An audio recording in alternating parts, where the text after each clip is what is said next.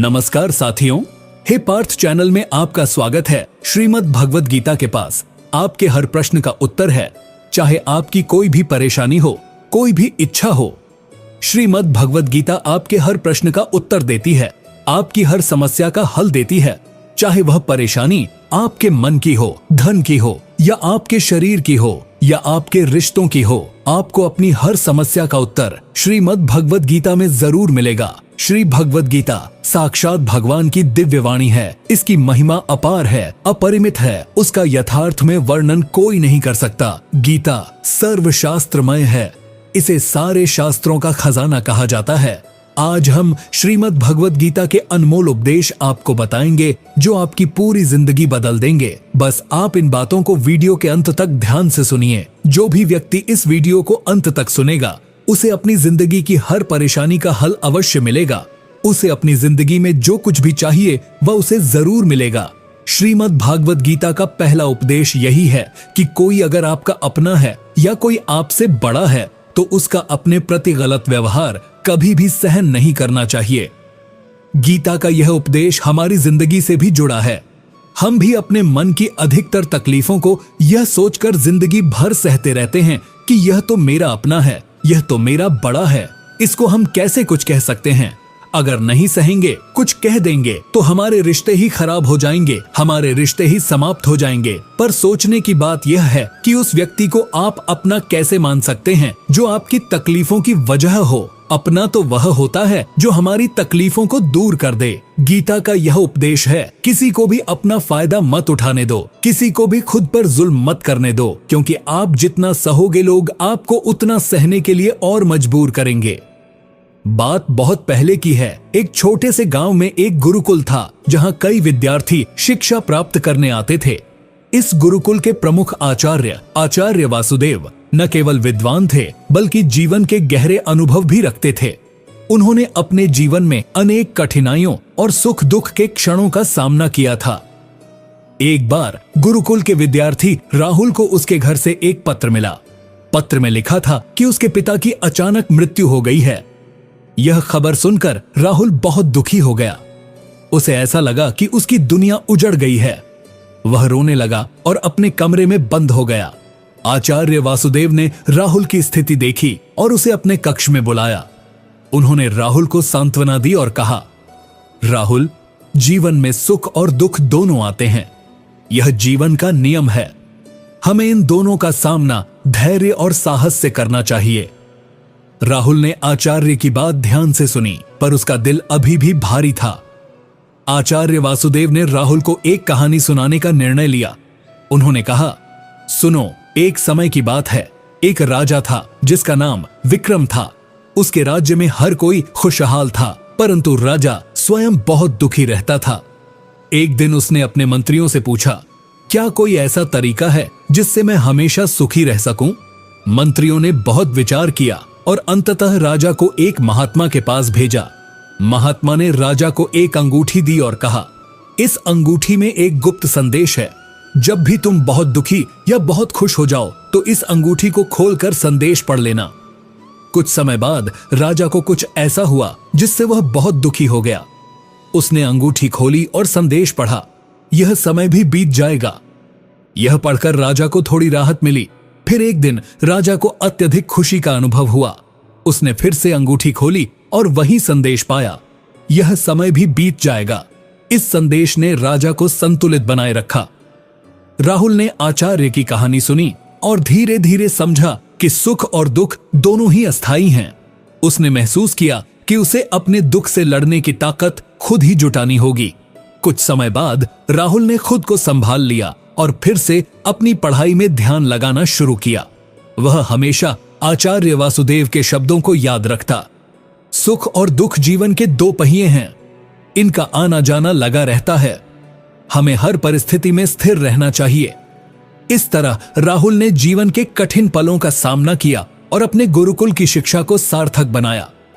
उसने यह समझा कि जीवन में निराशा के क्षण भी आते हैं, लेकिन उनसे हार मानना सही नहीं है। स्थिरता और धैर्य से हम हर कठिनाई का सामना कर सकते हैं।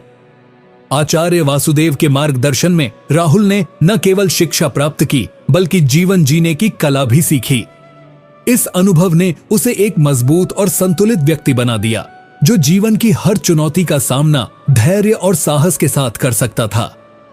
गीता का पहला अध्याय, जिसका नाम अर्जुन विषाद योग है, और दूसरा अध्याय जिसका नाम सांख्य योग है, इसके आरंभ में ही अर्जुन ने श्री कृष्ण के आगे अपना दुख प्रकट किया है। हे केशव, मैं कौरवों से कैसे युद्ध कर सकता हूँ? यह सब तो मेरे अपने ही हैं। मैं कैसे पितामह भीष्म और गुरु द्रोणाचार्य से युद्ध करूंगा, क्योंकि यह दोनों तो मेरे पूजन, इसलिए इन गुरुजनों को मारने से तो अच्छा है मैं भिक्षा मांग कर गुजारा करूं। और जिन कौरवों से मैं युद्ध करने जा रहा हूं, वह सब धृतराष्ट्र के पुत्र मेरे भाई ही हैं, मेरे अपने ही हैं। इन सब को मारने से अच्छा है कि मैं सन्यासी बन जाऊं। तो श्री कृष्ण ने अर्जुन से कहा कि यहाँ कौन अपना है और कौन पराया है। जो अधर्म करता है उसके साथ युद्ध करना तुम्हें मोक्ष और मुक्ति देगा। तुम अपने इस मन के मोह को त्याग दो, नहीं तो सारा जग तुम्हारी निंदा ही करेगा, तुम्हें डरपोक कहेगा। और बात अपने पराये की नहीं है, बात धर्म और अधर्म की है, बात सही और गलत की है। अगर तुम गलत को सहोगे, उसका अंत नहीं करोगे, तो गलत करने वाले को और बल मिलेगा, वह और भी गलत करेगा। इसलिए अपने मोह को त्याग कर तुम युद्ध करो। महाभारत की एक और कहानी भी है। जब अर्जुन के पुत्र अभिमन्यु की युद्ध में मृत्यु हो जाती है, तब अर्जुन बहुत दुखी होते हैं, रोने लगते हैं। वह श्री कृष्ण से कहने लगते हैं कि मैं यह दुख सहन नहीं कर सकता, मैं भी अपने आप को समाप्त कर लूंगा।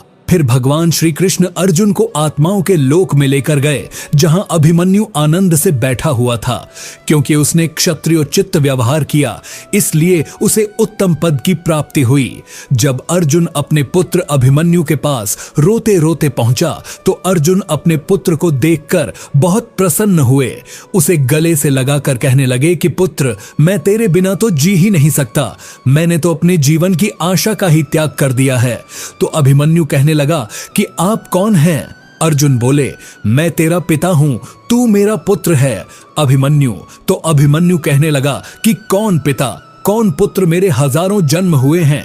किसी जन्म में आप मेरे पिता बनते हैं और किसी जन्म में मैं आपका पिता बनता हूं। आत्मा का ना तो कोई माता होता है और ना कोई पिता होता है। जब अर्जुन ने देखा मेरा पुत्र मुझे पहचान भी नहीं रहा, तो उसका सारा मोह ही खत्म हो गया। इसलिए गीता के उपदेश को ठीक से समझ लो कि यहाँ कोई अपना पराया नहीं है। जो बुरे वक्त में, तकलीफ के वक्त में तुम्हारा साथ दे, सिर्फ वही हमारा अपना है, बाकी सब पराये हैं। गीता का दूसरा उपदेश यह है कि जो चला गया है उसका कभी दुख मत करो। जगाकार दुजा, सुख और दुख दो पहिए। एक समय की बात है, एक छोटे से गांव में राम और श्याम नाम के दो अच्छे मित्र रहते थे। राम स्वभाव से हंसमुख और मेहनती था, जबकि श्याम स्वप्न दृष्टा और संवेदनशील था। दोनों मित्र अपने गांव में हर किसी के लिए मिसाल थे, क्योंकि वे एक दूसरे के सुख दुख में हमेशा साथ रहते थे। एक दिन राम ने गांव के पास की जमीन पर खेती करने का निश्चय किया। उसने दिन रात मेहनत की और देखते ही देखते उसकी फसल लहलहाने लगी। पूरे गांव में राम की मेहनत की चर्चा होने लगी और उसकी आर्थिक स्थिति भी सुधरने लगी। राम ने अपनी इस खुशी को श्याम के साथ बांटा। दोनों ने मिलकर एक बड़ा उत्सव मनाया, जिसमें पूरे गांव ने भाग लिया।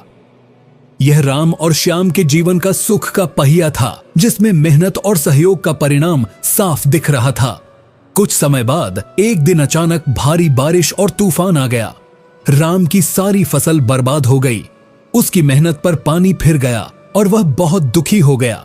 श्याम ने अपने मित्र के दुख को देखा और उसकी मदद करने का संकल्प लिया। श्याम ने राम को सांत्वना दी और उसे आश्वासन दिया कि वह अकेला नहीं है। दोनों ने मिलकर फिर से जमीन तैयार की और नए सिरे से खेती शुरू की। यह उनके जीवन का दुख का पहिया था, जिसमें संघर्ष और सहयोग का महत्व स्पष्ट हो रहा समय बीतता गया और धीरे धीरे राम और श्याम ने फिर से सफलताएं हासिल की। राम ने सीखा कि जीवन में सुख और दुख दोनों जरूरी हैं। सुख के बिना दुख का मूल्य नहीं समझा जा सकता और दुख के बिना सुख का आनंद अधूरा है। श्याम ने सीखा कि मित्रता और सहयोग से किसी भी कठिनाई को पार किया जा सकता है। इस प्रकार राम और श्याम की कहानी ने पूरे गांव को यह सिखाया कि सुख और दुख जीवन के दो पहिए हैं। ये दोनों पहिए मिलकर जीवन को आगे बढ़ाते हैं। एक पहिया कभी रुकता है तो दूसरा उसे चलने की प्रेरणा देता है। सुख और दुख के इस संतुलन ने राम और श्याम को सच्चा मित्र और सच्चा इंसान बना दिया। इस कहानी से यह संदेश मिलता है कि जीवन में आने वाले सुख और दुख को समान भाव से स्वीकार करना चाहिए, क्योंकि ये दोनों ही हमें मजबूत और संपूर्ण बनाते हैं। दीपक का जीवन इसलिए वंदनीय नहीं है कि वह जलता है, बल्कि इसलिए वंदनीय है कि वह दूसरों के लिए जलता है, दूसरों से नहीं जलता। हमारी आस्था की परीक्षा तब होती है जब हम जो चाहे वह न मिले और फिर भी हमारे दिल से प्रभु के लिए शुक्रिया ही निकले। अगर सही मायने में आप अपना जीवन बदलना चाहते हो तो एक पहले आपको अपना मन बदलने के लिए तैयार रहना पड़ता है, क्योंकि जैसा आपका मन रहेगा वैसे ही आपके विचार होंगे, और जैसे आपके के विचार होंगे वैसे ही आपका जीवन होगा। नीच विचार रखोगे तो नीच बन जाओगे, अच्छे विचार रखोगे तो ऊंचाई पर जाओगे। विश्वास किसी पर इतना करो कि वह तुम्हारे साथ छल करते समय खुद को दोषी समझे, और प्रेम किसी से इतना करो कि उसके मन में सदैव तुम्हें खोने का डर बना रहे। भगवान श्री कृष्ण कहते हैं, व्यक्ति को सदैव बुराई से बचकर रहना चाहिए। अगर कोई बुरा कर्म करता है तो वह कर्म उसको अपने जीवन में न ही पड़ता है। जिस प्रकार सैकड़ों गायों के बीच बछड़ा अपनी माँ को खोज लेता है, ठीक उसी प्रकार कर्म का फल आपको हजारों की भीड़ में भी खोज लेगा। माधव कहते हैं, किसी जीव को कष्ट देकर आप मुझे खुश नहीं देख सकते हो। श्री कृष्ण जगत के स्वामी हैं, वह कण कण में निवास करते हैं। छोटे से छोटे जीव के हृदय में ईश्वर का वास होता है। किसी जीव को कष्ट का अनुभव होना ईश्वर को कष्ट का अनुभव कराता है। इसीलिए किसी भी जीव को कष्ट देना ईश्वर को कष्ट देने के समान है। मृत्यु एक अटल सत्य है जिसे कभी बदला नहीं जा सकता है। इस संसार का जब से निर्माण हुआ है तब से जन्म मृत्यु का चक्र चलता आ रहा है। जिस प्रकार मनुष्य अपने पुराने वस्त्रों को त्याग कर नए वस्त्र धारण करता है, ठीक उसी प्रकार आत्मा पुराने व्यर्थ शरीर को त्याग कर नए शरीर को धारण करती है। यह प्रकृति का नियम है। इस सत्य को स्वीकार करके भय मुक्त होकर आज में जीना चाहिए। ज्ञानी व्यक्ति न तो मरने वाले का शोक करते हैं और न ही उनका शोक करते हैं जो अभी जिंदा है, क्योंकि वह जानते हैं जो मर गया वह फिर से जन्म लेगा, और जो जिंदा है वह एक दिन जरूर मरेगा। केवल ज्ञान ही एक ऐसा अक्षय तत्व है जो कहीं भी किसी भी अवस्था में और किसी भी काल में मनुष्य का साथ नहीं छोड़ता। धरती पर जिस प्रकार मौसम में बदलाव आता है, ठीक उसी प्रकार जीवन में भी सुख दुख आता जाता रहता है। उनका दिमाग शांत नहीं रहता है, वे अपने हालत को बदल नहीं पाते हैं। काम करने से बुरे विचार दिमाग में नहीं आते हैं, बल्कि आप काम करने के फल स्वरूप कुछ पाते हैं। यदि यह बुरा हुआ तो अनुभव मिलता है, वरना सफलता के दर्शन होते देर नहीं लगती है। जब हालत विपरीत हो तब आप लंबी गहरी सांस लेने की कोशिश करें। आपका सारा ध्यान आसपास की बुरी बातों से सिमटकर सांसों पर केंद्रित हो जाएगा। आप सिप सिप करके पानी पीने की कोशिश करें। आप खाली न रहे, कोई मनपसंद काम करें। खाली दिमाग शैतान का घर होता है। समय पर भरोसा रखें।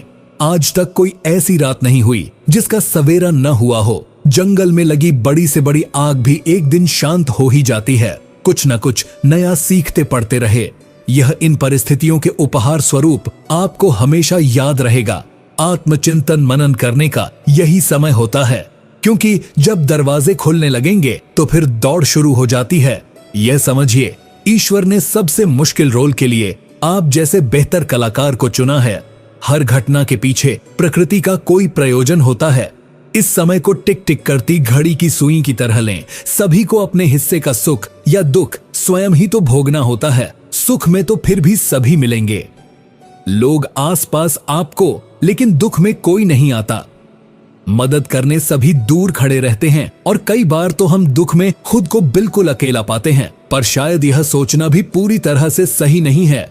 ईश्वरीय शक्ति तो है ना हमारे आसपास, हमारे साथ, बस आवश्यकता होती है तो उन शक्तियों को पहचानने की बस एक बार कुछ फुर्सत के पल निकालकर उन्हें दिल से याद तो कीजिए। वे अवश्य आते हैं हमारी मदद करने। जब दुखों से हार जाओ तो घबराने से कुछ नहीं होगा। तुम्हारा जीवन इतना संघर्ष भरा क्यों हुआ? जरा यह तो सोचो। लोग तो यह भी कहते हैं अगले पिछले कर्म ऐसे होंगे तभी तो इतना दुख मिला है। नहीं पगले, बिल्कुल नहीं, बल्कि तुम इस कार्य के लिए चुने गए हो। उस प्रभु के द्वारा तुम में इतनी क्षमता है कि तुम सहन कर सकते हर कष्ट, हर दर्द, विपरीत परिस्थितियों में भी जो ना टूटे, खरा सोना बनकर निकले, ऐसे हो तुम। कई बार हम सोचते हैं बस बहुत हुआ, अब नहीं होगा कुछ हमसे। तो सोचो, क्या किसी ने कहा है तुमसे यह सब सहन करने के लिए नहीं? ना जीते तो सभी हैं और एक दिन चले भी जाते हैं इस दुनिया से, तो क्या ऐसा जीवन भी कोई जीवन है? जब तक कि कोई संघर्ष ना हो, आपको अपने विचारों पर नियंत्रण रखने की जरूरत नहीं है। आपको बस उन्हें अपने ऊपर नियंत्रण करने देना बंद करना होगा। एक व्यक्ति शांत मन के जितना करीब आता है, वह मजबूती के उतना ही करीब होता है। मन पानी की तरह है, जब यह अशांत होता है तो देखना मुश्किल हो जाता है। जब यह शांत होता है तो सब कुछ स्पष्ट हो जाता है। अपनी आंखें बंद करें, कुछ देर के लिए अपना दिमाग बंद करें, क्योंकि वहां एक शांत भूमि है जो आपकी उपस्थिति का इंतजार कर रही है। कभी कभी समुद्र के शांत होने की प्रतीक्षा करने का समय नहीं होता है। यदि आपको अपने लक्ष्य तक पहुंचना है तो अपनी यात्रा शुरू करें और तूफान को अपना रास्ता बनने दें। धैर्य प्रतीक्षा करने की क्षमता नहीं है। धैर्य का अर्थ है शांत रहना, चाहे कुछ भी हो जाए। इसे सकारात्मक विकास के अवसरों में बदलने के लिए लगातार कार्रवाई करना और यह विश्वास रखना कि जब आप प्रतीक्षा कर रहे हो तो अंत में सब कुछ ठीक हो जाएगा। जब आप आंतरिक शांति का अनुभव करते हैं तो आप स्वीकार करते हैं कि आप कौन हैं। आपकी ताकतें, खामियां, इच्छाएं, सपने व सब कुछ जो आपको विशिष्ट रूप से आप बनाता है। आप अपने आसपास की दुनिया और सामने आ रही स्थितियों को अधिक स्वीकार करने का अनुभव करते हैं, जिससे चिंता और तनाव का आप पर कम नकारात्मक प्रभाव पड़ता है। सामने खड़े व्यक्ति की उम्र और बुद्धि से किसी के मन की बात पता लगाना संभव नहीं है। मन की बात सिर्फ प्यार और सहानुभूति से ही जानी जा सकती है। यदि आप पॉजिटिव रहना चाहते हैं तो अपना अधिक समय उन्हीं के साथ बिताएं जो आपको खुश रखते हैं, या फिर उनके साथ जो आपको प्रभावित करें। हारा हुआ खेल दोबारा तो खेला जा सकता है, लेकिन एक बार जो मन से हार गया वह कभी जीत नहीं सकता। सफलता की राह प्रत्यक्ष तौर पर कहीं नहीं होती, बल्कि वह आपके मन में होती है। अगर आपने अपने मन को जीत के लिए तैयार कर लिया तो कोई और आपको नहीं हरा सकता। आप जीवन में अकेले नहीं चलते। कभी कभी जब आप चीजों से निपट हैं तो ऐसे लोग होते हैं जो आपके साथ होते हैं, और फिर ऐसे लोग भी होते हैं जो केवल यह देखते हैं कि आप चीजों से कैसे निपट रहे हैं। किसी भी स्थिति में आपको खुद पर नियंत्रण रखना चाहिए और किसी भी तरह के लोगों के साथ अच्छे संबंध बनाने चाहिए। इसलिए शांत और निर्मल आभा बनाए रखें और आपके लिए चीजों से निपटना आसान हो जाएगा। यदि आपका मन शांत है तो विश्वास करें, आप इस दुनिया में कुछ भी जीत सकते हैं। ऐसा इसलिए है क्योंकि आप अपने कर्मों का उपयोग करने में सक्षम होंगे और चमत्कार के अलावा कुछ नहीं देंगे। और दुनिया आश्चर्य के सामने झुकती है। कोई किसी के दुख का कारण नहीं होता। यह तो अपने ही कर्म होते हैं जिसकी वजह से दुख उठाने पड़ते हैं। आज कौन सुखी नहीं होना चाहता, परंतु वह इसके लिए जो कर्म कर रहा है उसमें सुख है ही नहीं, तो मिलेगा कहां से कर्म प्रधान। विश्व करी राखा, जो जस करी सो तस फल खा। हम आज जो कुछ कर रहे हैं वह निष्फल नहीं होता। देर सवेर उसका फल अवश्य मिलता है। विज्ञान भी कहता है कि हर क्रिया की प्रतिक्रिया होती है।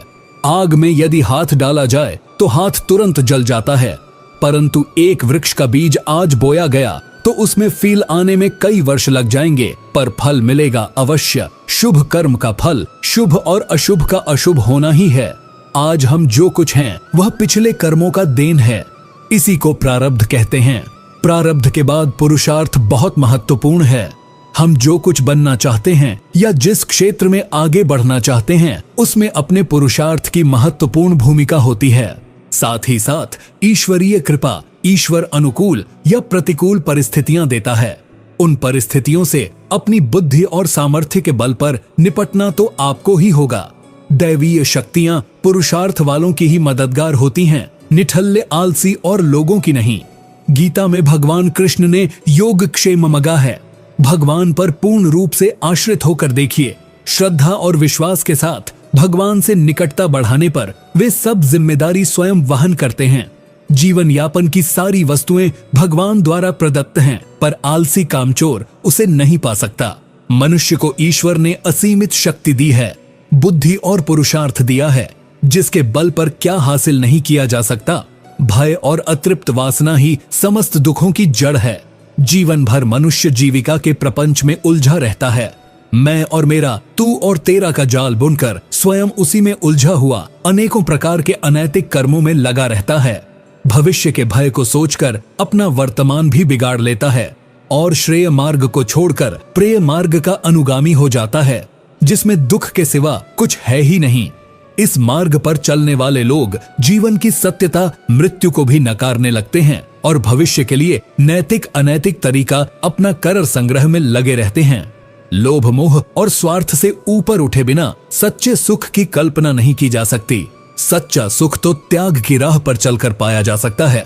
हमारा सनातन धर्म भौतिक सुख के उपभोग को बुरा नहीं मानता, पर इसका आधार धर्म होना चाहिए। धर्म का आचरण करने से छल, कपट, ईर्ष्या जैसे अनैतिक कर्म में मनुष्य लिप्त नहीं होगा और मेहनत से जो कमाया है उसी को हरी इच्छा समझकर संतोष करेगा। संतोष से परम सुख की प्राप्ति होगी।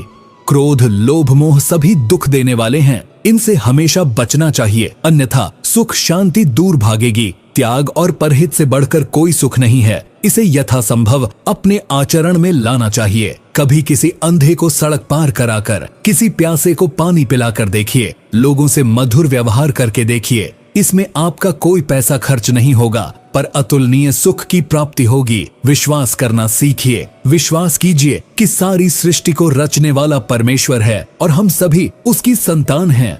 विश्वास किसी तर्क की कसौटी पर नहीं कसा जा सकता। अतः सभी में, चाहे वह इंसान हो, पशु पक्षी हो या पेड़ पौधे हो, सब में ईश्वर का वास मानकर घृणा को त्याग कर प्रेम करना सीखिए। यही सतत सुख शांति की राह है। घर में छोटे मोटे मनमुटाव तो चलते रहते हैं, पर यह कलह के कारण बनकर दुखदायी भी हो जाते हैं। इसका मुख्य कारण है कि हम अध आकार की गांठ तो मजबूती से बांध लेते हैं, पर कर्तव्य की पूरी तरह उपेक्षा करते हैं। अपना कर्तव्य भली भांति निभाते हुए यदि दूसरों की बातों पर गौर पूर्वक विचार किया जाए तो निश्चित लगेगा कि मनमुटाव के अनेक कारण बेसिर पैर के बेतुके ही थे। अहम पालने के बजाय यदि कारणों की तरफ सोचा जाए तो मनमुटाव का प्रश्न ही नहीं होगा। सेवा लेने की बजाय सेवा देने का भाव आपकी खुशी कई गुना बढ़ा देगा। प्रेम और मधुर व्यवहार से मनुष्य क्या, पशु पक्षी भी अपने बन जाते हैं। जीवन का मार्ग टेढ़ा मेढ़ा कांटों से भरा है। जीवन कोई फूलों की सेज नहीं है जो आसानी से पार हो जाए। हमें इसी उतार चढ़ाव के जीवन में स्वयं को कैसे आगे बढ़ाना है, यही विचारणीय है। परिस्थितियां तो आपको हंसाएगी भी और रुलाएगी भी, पर अपने संतुलन को नहीं खोना। हर स्थिति परिस्थिति का सामना करते हुए चलते चले जाओ। भगवान कृष्ण ने गीता में यही उपदेश दिए हैं कि विपरीत परिस्थितियों में भी संतुलन बनाकर जीवन के मार्ग पर कैसे बढ़ते जाना है।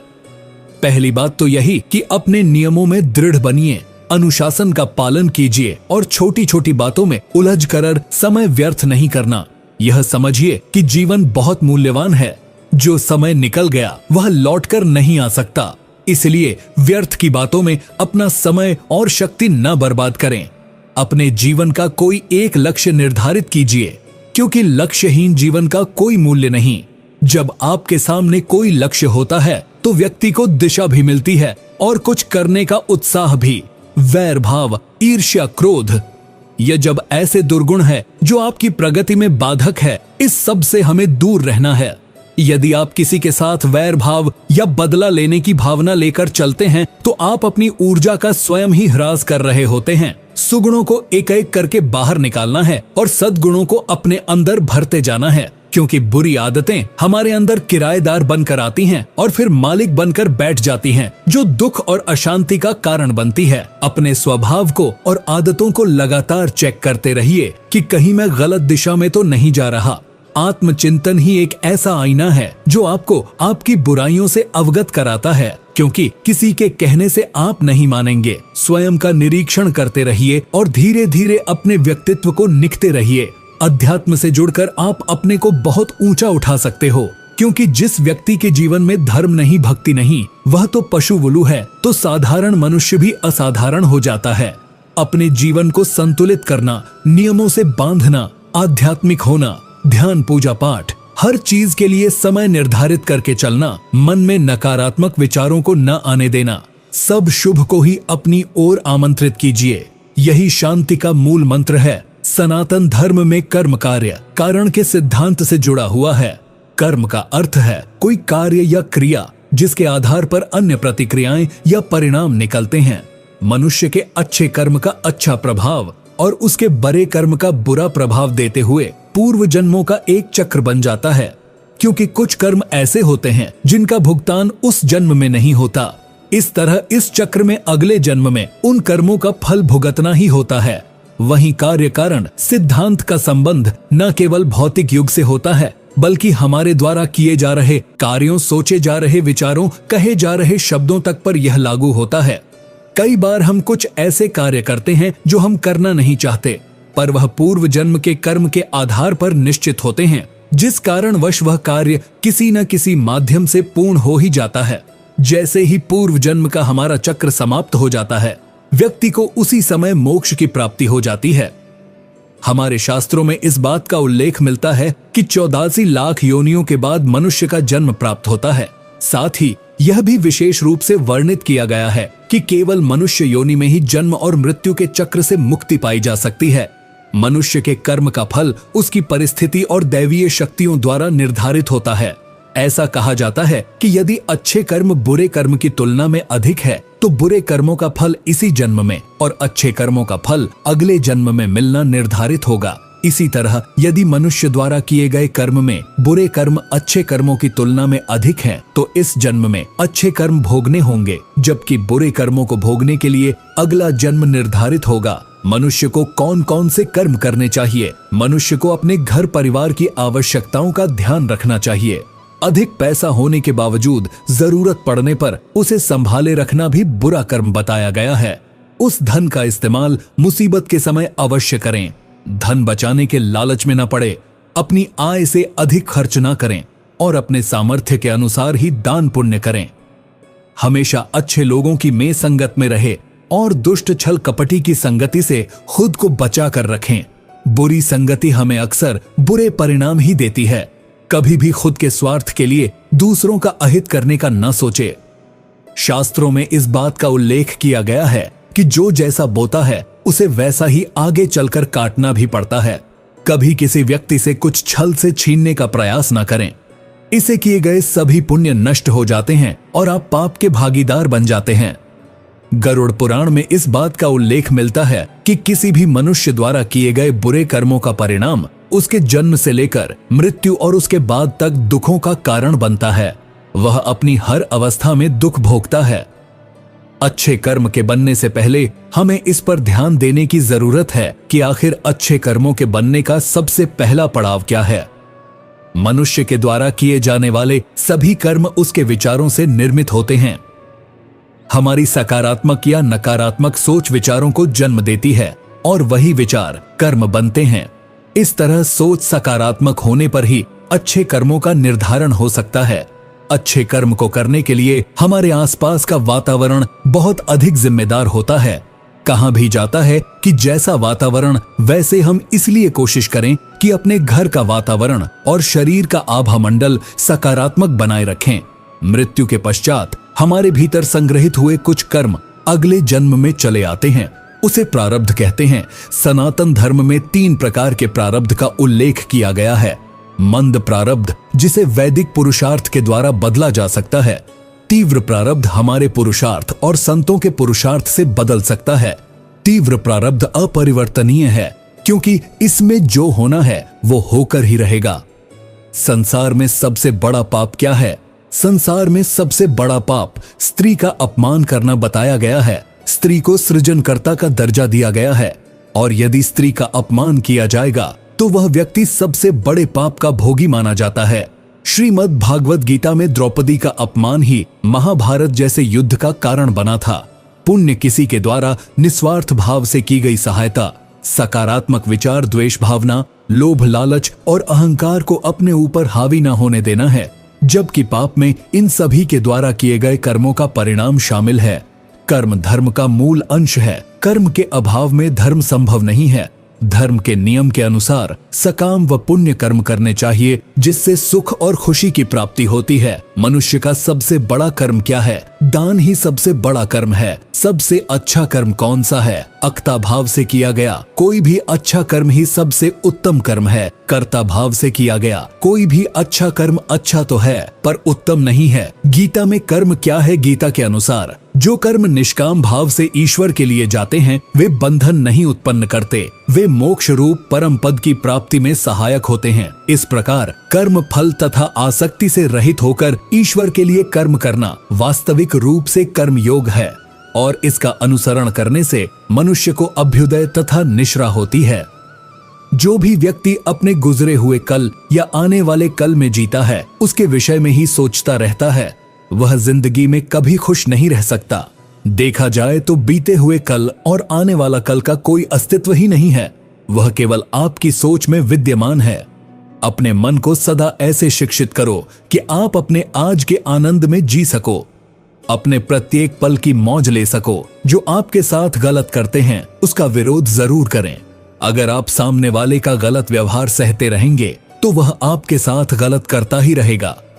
जब अर्जुन ने भगवान कृष्ण से कहा कि जिनसे मैं युद्ध करने जा रहा हूँ वह मेरे भाई और गुरुजन हैं और मेरे अंदर उनके साथ युद्ध करने का साहस नहीं है, तो कृष्ण भगवान ने अर्जुन को जागृत किया कि जिन्हें तू अपना मान रहा है वह सब पाप के पक्ष में खड़े हैं और अगर तू इनसे युद्ध नहीं करेगा तो समाज में पाप बढ़ जाएगा, क्योंकि जब गलत का कोई विरोध नहीं करता है तो सामने वाला गलत करने का जैसे हकदार हो जाता है और जब आप सब कुछ चुपचाप सहते रहते हो तो सामने वाले को बल मिलने लगता है, वह आपको कमजोर समझने लगता है। लेकिन जब आप उसके द्वारा किए गए अधर्म को रोक लेते हैं, उसका विरोध करते हैं, तब वह अपनी सीमा में रहना सीख जाता है।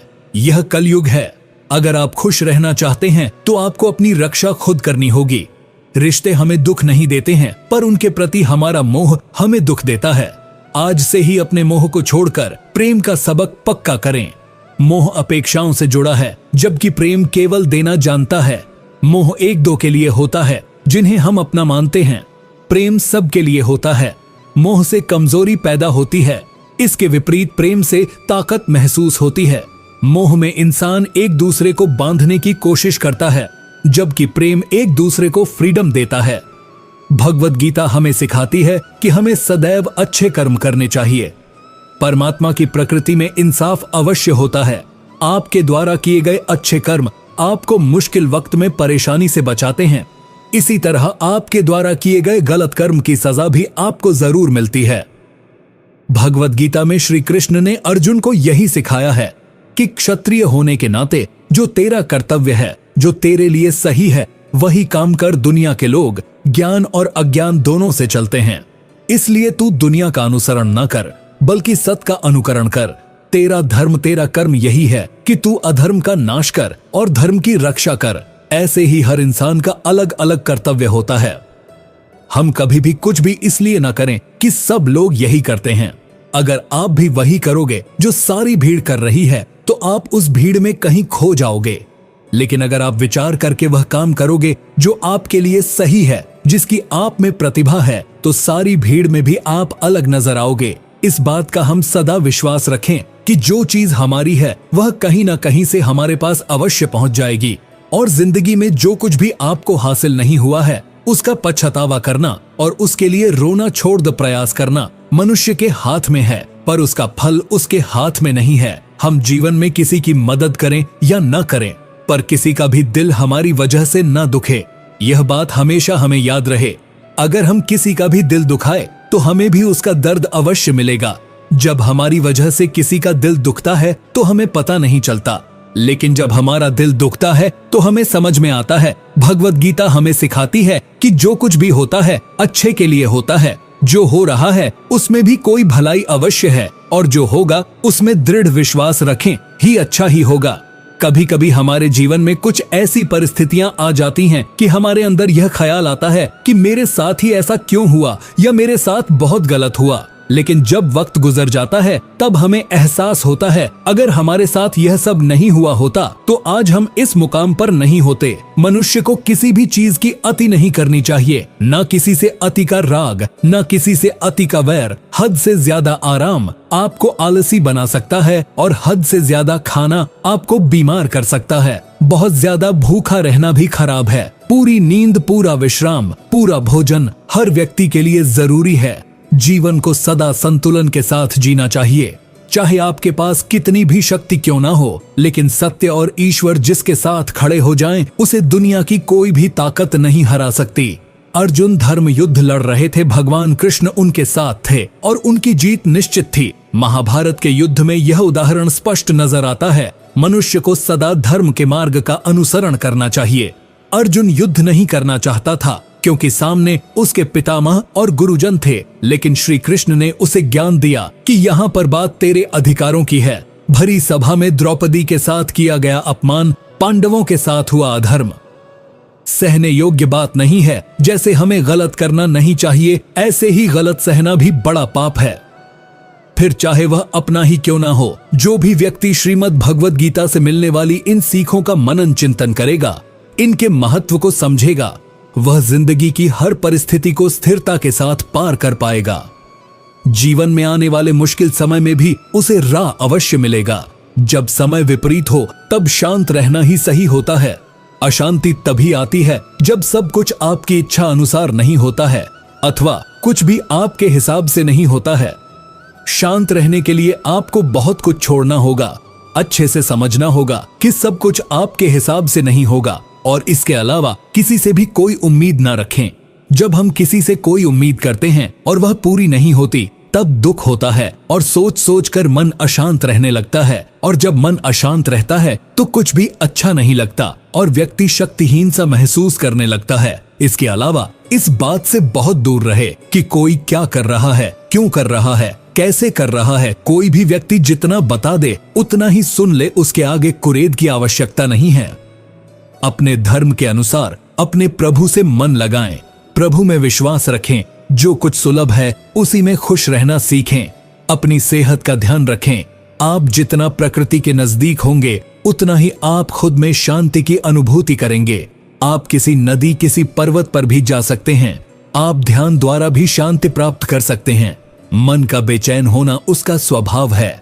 हमारे मन को लगता है कि अगर वह अलग अलग बातों के बारे में सोचता रहेगा तो हमें आने वाली हर मुश्किल और मुसीबत से बचा लेगा, पर ऐसा होता नहीं है।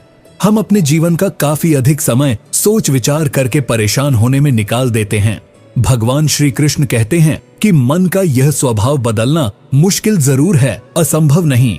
अच्छा, अब आप एक बात बताइए, क्या आप कोई को कह सकते हैं कि वह कांव कांव की आवाज ना करें, या फिर क्या आप किसी मेंढक को कह सकते हैं कि वह पानी देखते ही ऊंची छलांग ना मारे? हमारे मन का भी कुछ ऐसा ही है। जीवन में कुछ भी होता है, अच्छा या बुरा, हमारा मन उस पर कांव कांव करने लगता है। कांव कांव से मेरा मतलब है